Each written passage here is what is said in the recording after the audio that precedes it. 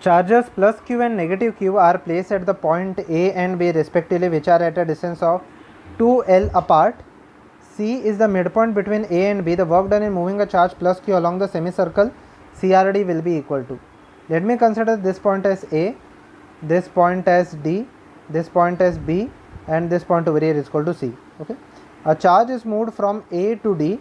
Okay, a charge over here. Okay, a charge q. Okay, a charge q is moved from A to D. Okay, so we have to find out the work done at point A. There is a positive q place, and at point q there is a negative q place.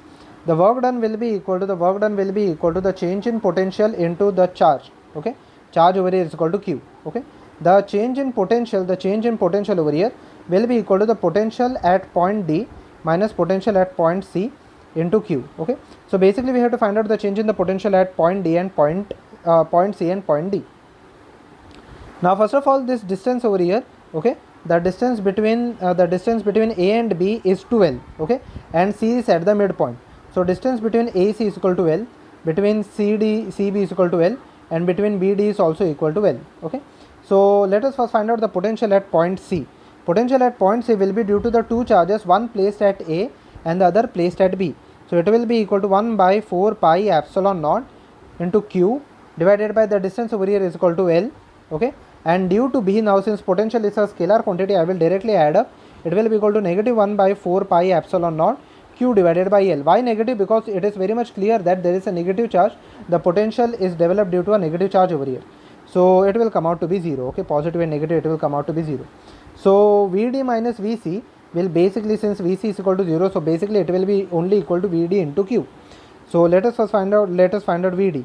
VD will be equal to 1 by 4 pi epsilon naught.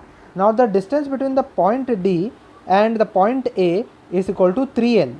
Okay, is basically equal to 3L. So it is equal to 1 by 4 pi epsilon naught Q divided by 3L.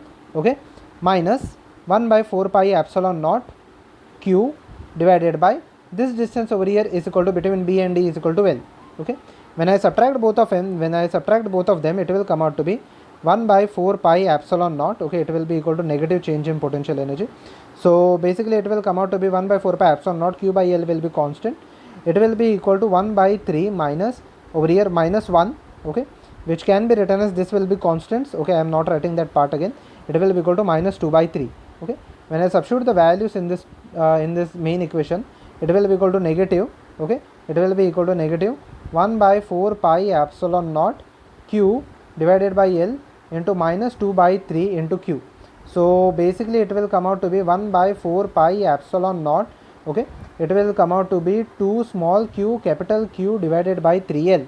Okay, 2 small q capital Q divided by 3L, which is equal to, if I simplify this part, okay, they have simplified the 4 pi also, so this will be multiplied by 2. So basically it will be equal to 1 by pi epsilon naught small q capital Q divided by 6L. Okay, divided by 6L, so which is equal to option number over here. If I calculate the value, okay, over here, okay, it will come out to be, since it is a negative charge, okay, the charge, since it is equal to negative, I have not taken the negative sign over here. Okay, so it will be equal to, basically it will come out to be, okay, this will be equal to negative, so it will be equal to negative q small q by 6 pi epsilon naught into L, which is equal to option number A.